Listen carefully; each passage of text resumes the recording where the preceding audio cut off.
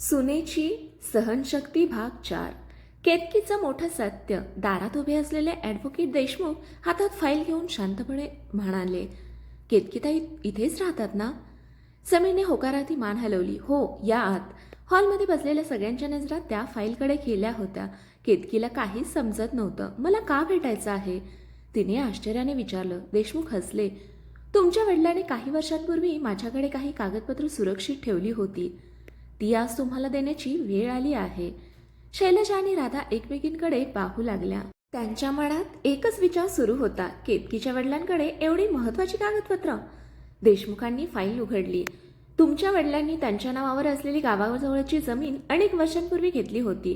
त्यावेळी तिची किंमत फार कमी होती. केतकी आश्चर्याने म्हणाली. हो, बाबा म्हणायचे ती जमीन भविष्यासाठी आहे. देशमुख पुढे म्हणाले, काही महिन्यांपूर्वी त्या भागात मोठा औद्योगिक प्रकल्प जाहीर झाला. त्यामुळे या जमिनीची किंमत अनेक पटींनी वाढली आहे. समीर आश्चर्याने विचारलं, म्हणजे त्या जमिनीची आजची बाजारभावानुसार किंमत जवळपास 10 कोटी रुपये आहे. क्षणभर संपूर्ण घरात शांतता पसरली. शैलजाच्या हातातून पाण्याचा ग्लास खाली पडला. राधा अवाक झाली. समीरलाही विश्वास बसत नव्हता. देशमुख पुढे म्हणाले, या मालमत्तेची एकमेव कायदेशीर मालकीन केतकी आहे. हे सर्व कागदपत्रे तिच्या नावावर आहेत. केतकीच्या डोळ्यात अश्रू आले. पण बाबा मला हे कधीच सांगितलं नाही. त्यांची इच्छा होती की तू तुझ्या स्वभावामुळे ओळखली जावीस, पैशामुळे नाही. हे ऐकताच विनायकांच्या चेहऱ्यावर समाधानाचं स्मित उमटलं. खरे संस्कार यालाच म्हणतात. शैलजाच्या मनात मात्र लोभ जागा झाला. काही दिवसांपूर्वी जिचा ती सतत अपमान करत होती, तीच आज कोट्यवधींची मालकीन निघाली होती. ती लगेच गोड आवाजात म्हणाली, केतकी बाळा, मला माफ कर. माझ्याकडून खूप चुका झाल्या. केतकीने तिच्याकडे पाहिलं. त्या शब्दांमध्ये प्रेम नव्हतं, तर स्वार्थ स्पष्ट दिसत होता. राधा म्हणाली, वहिनी, आता सगळं विसरून जाऊया. केतकी शांत राहिली. तिने कोणालाही उत्तर दिलं नाही. समीर हळूहळू तिच्या जवळ आला. केतकी, मी तुला समजून घेतलं नाही, तुझ्यावर विश्वास ठेवला नाही. मला आयुष्यभर त्याचा पश्चाताप राहील. केतकीच्या डोळ्यातून अश्रू वाहू लागले. समीर, मला पैशांची नाही, विश्वासाची गरज होती. हे वाक्य ऐकताच समीरची मान खाली गेली. तेवढ्या देशमुखांनी आणखी एक कागद बाहेर काढला. आणखी एक महत्त्वाची गोष्ट आहे. सगळे त्यांच्याकडे पाहू लागले. केतकीच्या वडिलांनी मृत्यूपत्रात एक अट लिहून ठेवली आहे. कसली अट? विनायकांनी विचारलं. देशमुख गंभीर आवाजात म्हणाले, जर केतकीवर तिच्या सासरी मानसिक आणि शारीरिक अत्याचार होत असल्याचं सिद्ध झालं तर ही संपूर्ण मालमत्ता एका सामाजिक संस्थेला दान करण्यात येईल. सासरच्या कोणालाही त्यातील 1 रुपयाही मिळणार नाही.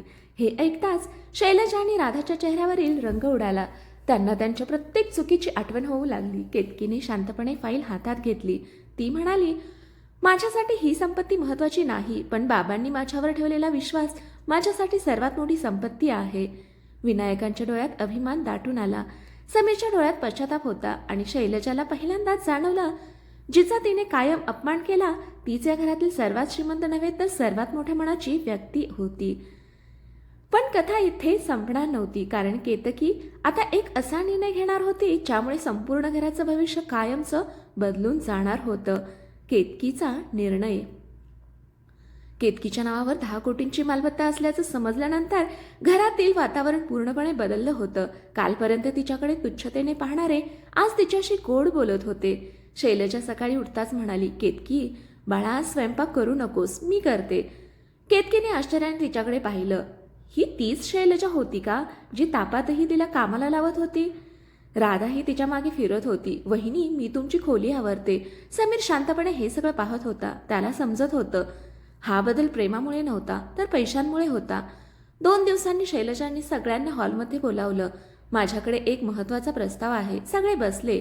शैलजा गोड आवाजात म्हणाली, केतकी, तुझ्या जमिनीचे पैसे आले की आपण हा जुना बंगला पाडून नवीन आलिशान बंगला बांधू. समीरचा स्वतःचा व्यवसाय सुरू करू. राधाचंही मोठ्या थाटात लग्न करू. केतकी शांतपणे ऐकत होती. शैलजा पुढे म्हणाली, शेवटी हे सगळं आपल्या घरासाठीच आहे. केतकीने पहिल्यांदाच ठाम आवाजात विचारलं, आई, जेव्हा माझ्याकडे काहीच नव्हतं तेव्हा मी या घराची नव्हते का? शैलजा गप्प झाली. केतकी पुढे म्हणाली, जेव्हा माझ्यावर खोटे आरोप झाले तेव्हा माझ्यासाठी कुणी उभं राहिलं नाही.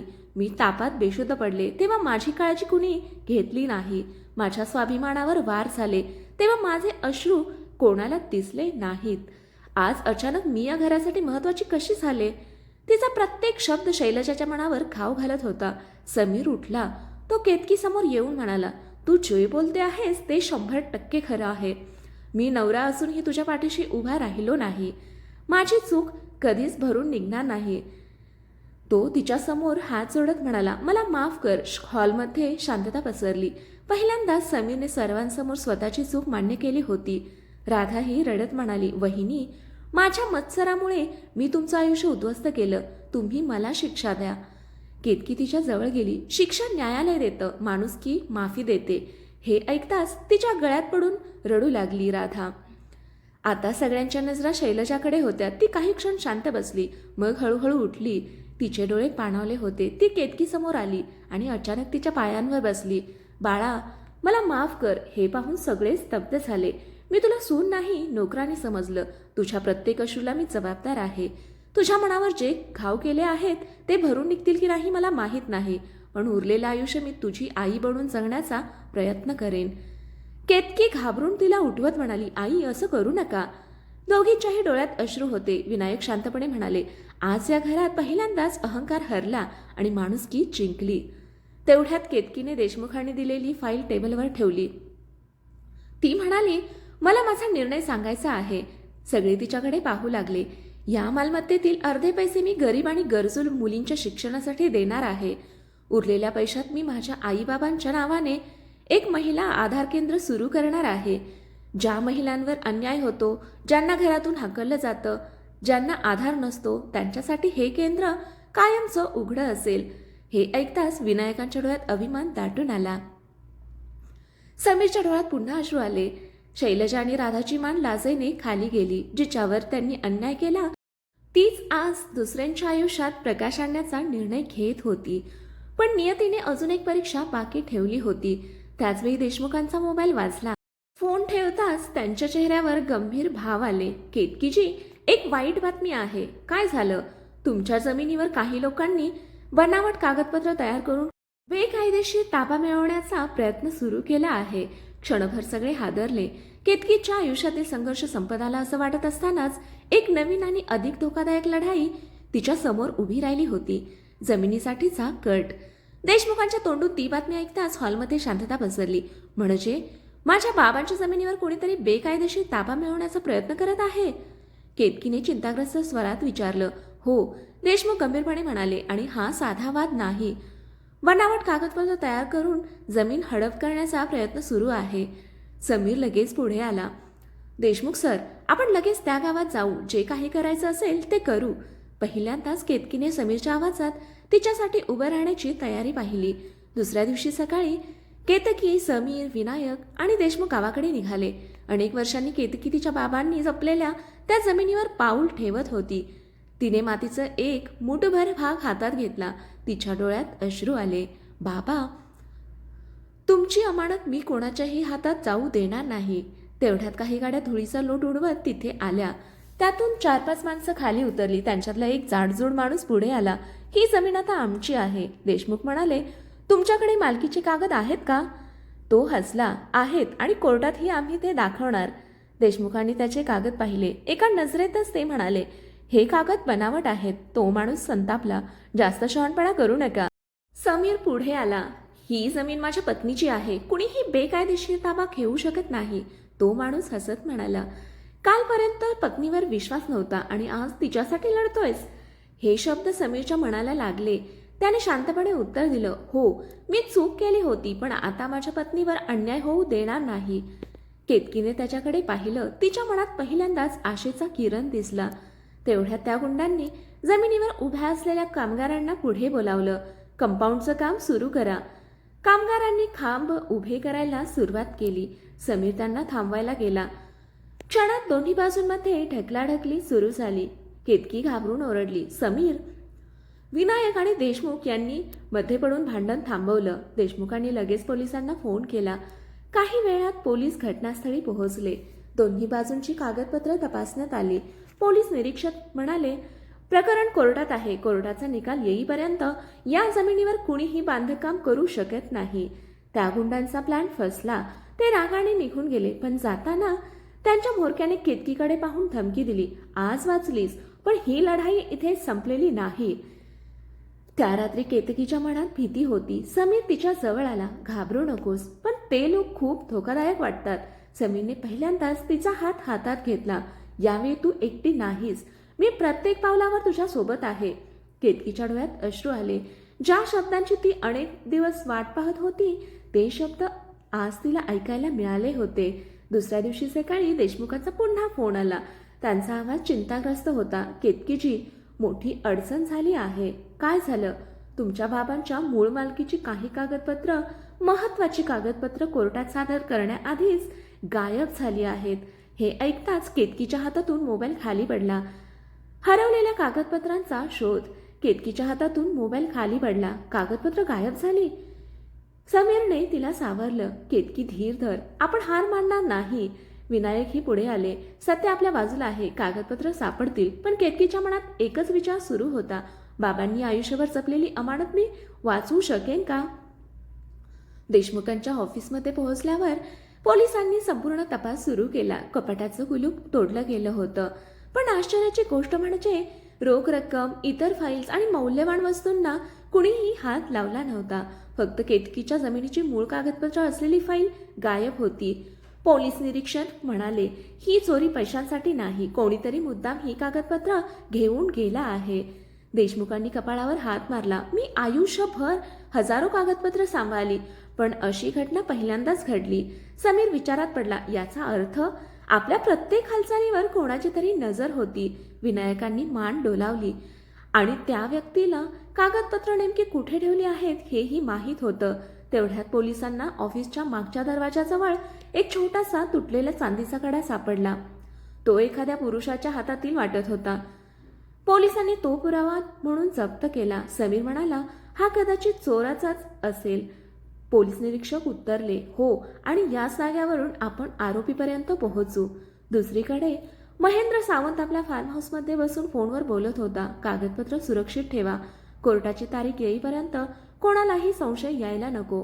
पण त्याला माहीत नव्हतं, त्याचा एक माणूस हे संभाषण ऐकत होता. त्याच्या चेहऱ्यावर भीती होती. साहेब खूप पुढे गेले आहेत, जर पोलिसांनी पकडलं तर? त्या रात्री केतकी देवघरात बसली होती. तिने बाबांचा फोटो हातात घेतला. बाबा, मला शक्ती द्या, मी तुमचं स्वप्न तुटू देणार नाही. तिच्या डोळ्यातून अश्रू वाहत होते. समीर शांतपणे तिच्या जवळ आला. केतकी, ती मागे वळली. समीर म्हणाला, आजपर्यंत मी तुझ्या अश्रूंचं कारण होतो, पण आता मी तुझ्या हसण्याचं कारण बनायचं ठरवलं आहे. केतकी काही क्षण त्याच्याकडे पाहत राहिली. पहिल्यांदाच तिला समीरच्या शब्दांमध्ये खरेपणा जाणवत होता. दुसऱ्या दिवशी सकाळी पोलिसांचा फोन आला. देशमुख सर, आम्हाला एक महत्त्वाचा धागा मिळाला आहे. काय? ऑफिसच्या जवळच्या टोल नाक्याच्या सीसीटीव्हीत संशयित गाडी दिसली आहे. तिचा नंबर स्पष्ट दिसतोय. समीरच्या चेहऱ्यावर आशेचं हास्य उमटलं. म्हणजे आपण आरोपीपर्यंत पोहोचू शकतो?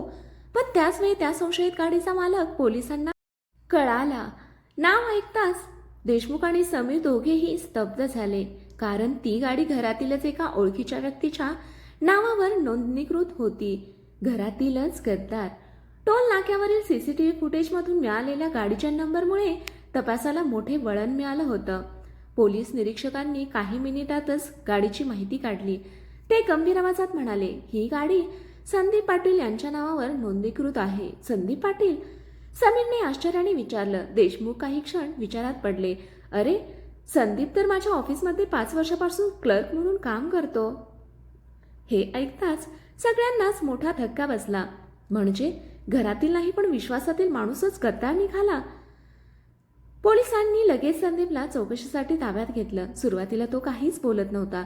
मला काहीच माहीत नाही, पण जेव्हा त्याला सीसीटीव्ही फुटेज दाखवलं त्याचा चेहरा फिकट पडला. साहेब, मी फक्त गाडी दिली होती. कोणाला? तो गप्प बसला. पोलीस निरीक्षकांनी कडक आवाजात विचारलं, सत्य सांग, नाहीतर थेट जेलमध्ये जाशील. संदीप घाबरला. महेंद्र सावंतांच्या माणसांनी मला पैशाचं आमिष दाखवलं होतं. त्यांनी सांगितलं होतं की फक्त गाडी द्यायची आहे. मग कागदपत्र कोणी चोरली? संदीपने थरथरत उत्तर दिलं. महेंद्रचा उजवा हात राकेश. देशमुखांनी लगेच पोलिसांना राकेशचा फोटो दिला. संपूर्ण शहरात त्याचा शोध सुरू झाला. दुसरीकडे महेंद्र सावंत संतापाने ऑफिसमध्ये फेऱ्या मारत होता. एका मूर्खामुळे सगळा प्लॅन बिघडला. राकेश घाबरत म्हणाला, साहेब, पोलीस माझ्या मागे लागले आहेत. महेंद्रने त्याच्याकडे रोखून पाहिलं. जर पकडला गेलास तर माझं नाव तोंडातून बाहेर आलं नाही पाहिजे. पण महेंद्रने टेबलावर एक बॅग ठेवली. यात 50 लाख रुपये आहेत. शहर सोडून निघून जा. राकेशने बॅग उचलली आणि घाईघाईने बाहेर पडला. याच वेळी पोलिसांना गुप्त माहिती मिळाली. राकेश बसस्थानकावर दिसला आहे. पोलीस तातडीने तिकडे रवाना झाले. समीर ही त्यांच्यासोबत गेला. केतकीने त्यांना थांबवत म्हटलं, काळजी घे. समीर हसला. आता मी कोणत्याही संकटापासून पळणार नाही. बसस्थानकावर राकेश बसमध्ये बसणार इतक्यात पोलिसांनी त्याला घेरलं. राकेश, पळायचा प्रयत्न करू नकोस. राकेशने बॅग टाकली आणि धावत सुटला. समीरही त्याच्या मागे धावला. रस्त्यावर थरारक पाठलाग सुरू झाला. एका अरुंद गल्लीत राकेश अडकला. त्याने खिशातून चाकू काढला. जवळ येऊ नका, समीर शांतपणे म्हणाला. कायद्यापासून कुणीही पळू शकत नाही. क्षणात राकेशने समीरवर वार करायचा प्रयत्न केला. समीर बाजूला झाला. पोलिसांनी संधी साधत राकेशला पकडलं. त्याच्या हातातील बॅग खाली पडली. बॅग उघडताच त्यामध्ये केतकीच्या जमिनीची मूळ कागदपत्र होती. केतकीच्या डोळ्यात आनंदाश्रू आले. बाबा, तुमची अमानत वाचली. पण चौकशी दरम्यान राकेशने एक धक्कादायक खुलासा केला. महेंद्र सावंतने मला पैसे दिले, पण त्याला तुमच्या जमिनीची माहिती तुमच्या घरातीलच एका व्यक्तीकडून मिळाली होती. हे ऐकताच समीर, केतकी, विनायक आणि शैलजा एकमेकांकडे पाहू लागले. घरात पुन्हा एकदा शांतता पसरली. कारण आता प्रश्न जमिनीचा नव्हता. प्रश्न होता घरातील तो विश्वासघातकी नक्की कोण, हे पाहू पुढील भागामध्ये. कथा इथपर्यंत कशी वाटली? आवडली असेल तर कथेला लाईक करा, शेअर करा, कमेंट करा आणि आपल्या चॅनलला सबस्क्राईब करा. कथा वाचल्याबद्दल आणि ऐकल्याबद्दल धन्यवाद.